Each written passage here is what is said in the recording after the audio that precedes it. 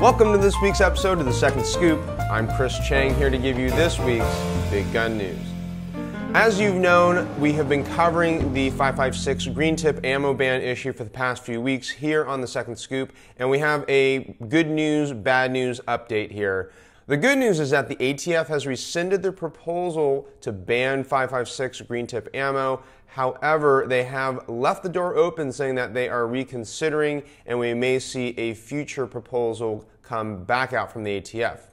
Now, the bad news here is that the Democrats in the United States House of Representatives have proposed a bill. It is called the Armor-Piercing Bullets Act, and it is being proposed in the House this Friday. We'll see what happens with this bill, but my sense is with the Republicans in control that it's not going to get much traction. Our next story is about how the hypocrisy is high over the past few weeks, where Snoop Dogg and Liam Neeson have been at the forefront of anti-gun campaigns. Let's start with Liam Neeson, who has a new movie coming out called Run All Night. Now, some California artists have pasted over some movie posters of his in Los Angeles and have made it say, "Gun all right, one hypocrite laughing all the way to the bank." Liam Neeson has made millions of dollars and made a career off of movie violence, shooting guns, killing people, and he went on to Bravo to talk about it, and this is what he had to say. Certainly the Tegan films. I regard that sort of violence as cartoon violence. It's Tom and Jerry time, you know? Yeah. What strikes me about Neeson's comments is that he calls them cartoonish, and so he thinks that what he's doing on the big screen is, like he said, Tom and Jerry violence. And it's like, no, it's one thing to have a cartoon doing something. It's a whole nother thing to have a live human being portraying violence on the big screen.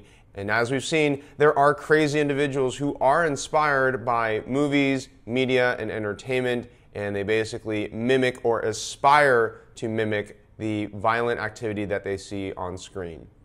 Moving on to Snoop Dogg, he is the face of the I'm Unloading 401k scheme, where he's encouraging 401k owners to divest of any gun companies. Last week, I announced the I'm Unloading Takeover campaign, where I'm encouraging people to make your own I'm Unloading video, and it's very similar to the ALS Ice Bucket Challenge. Here's my I'm Unloading video that I made over the weekend. Hey everybody, Chris Cheng for the I'm Unloading campaign, and today I'm unloading my Salient Arms Benelli M2. Woo! And there you have it. So I'm throwing out the challenge to Julie Golub, Gabby Franco, and Top Shot Dustin Ellerman. Show us your I'm Unloading video and have some fun with this.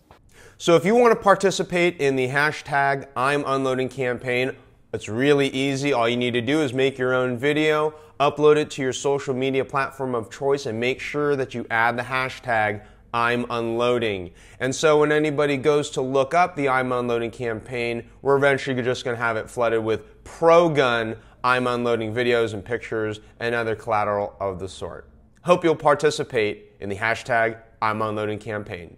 In this week's Good Guy with a Gun story brings us here to California, where a crazy episode unraveled. And the funny thing is that the story never hit the mainstream media, which makes you kind of wonder, well, why not?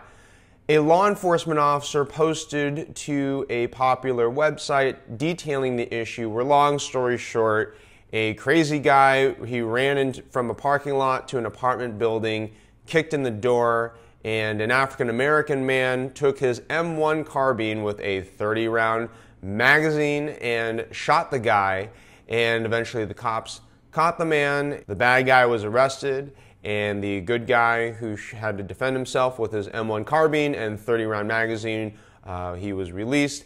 And so it makes you wonder, well, here we had a rifle that had a 30-round magazine and a black individual as the good guy, white guy as the bad guy. Now, that doesn't fit your typical criminal narrative that you hear on the news. So it kind of makes you wonder, why wasn't this story covered? But here on The Second Scoop, we want to make sure that these kind of stories and other self-defense stories are covered. And so that does it for this week's Good Guy with a Gun. Finally, with the video of the week, normally I show videos that are a lot of fun, shooting guns, doing some interesting things with firearms and such, but this week is going to be a little bit more of a serious note. Brian Aiken is a man with a 7-year-old son who he's never seen before because many believe he was wrongly jailed for gun charges in New Jersey. And here he has made a heartwarming appeal to help him raise legal funds to help reunite him with his son. Somewhere in the state of New Jersey, I think, my son is celebrating his 7th birthday without me. About 6 years ago, the state of New Jersey took my son away from me because I was being indicted for possessing firearms that I bought and owned legally in the state of Colorado and legally owned in the state of New Jersey. But nonetheless, just for possessing firearms that I owned legally, locked and unloaded in the trunk of my car, the family court judge took my son away and said that even though I had no previous criminal convictions and no mental health history, said that he essentially found that gun owners were unfit to be parents and provided an unsafe environment for their children to grow up in. That right there is heartbreaking and ridiculous that the state would put him in jail for that situation. Aiken continues. And so I'm hoping to, with this crowdfunding campaign, raise enough money that I have a big enough war chest that no matter what the state tries to do, no matter what obstacle they throw in my way, I have the financial resources to overcome it. I don't think it's fair that the state of New Jersey took my son away from me in the first place just because I was a gun owner. I don't think it's fair that my son has spent the past 6 years growing up without his father. I don't know what he's been told. He might think that I'm just a disinterested deadbeat man who wants nothing to do with him. Maybe he's been told that I died and I passed away, and so he just doesn't have a father. I really have no idea. For the past 6 years, we've grown up without each other. There's just 2 days left to help Brian's legal fund and get him reconnected with his son. The link is available below, and if you're capable, I encourage you to please help out and donate to Brian Aiken's legal fund. Well, as we wind down this week's episode of The Second Scoop, I want to thank everyone out there who supported speaking out against the M55 green tip ammo ban. Over 90,000 people commented to the ATF, and the ATF noted that most of those comments were negative. So again, this is grassroots activism at its purest and most effective form. The people have spoken. We don't want the government to ban AR-15 ammo. And so with that, thanks for watching this week's episode of The Second Scoop. I'm Cheng, your host, and as always, thanks for watching.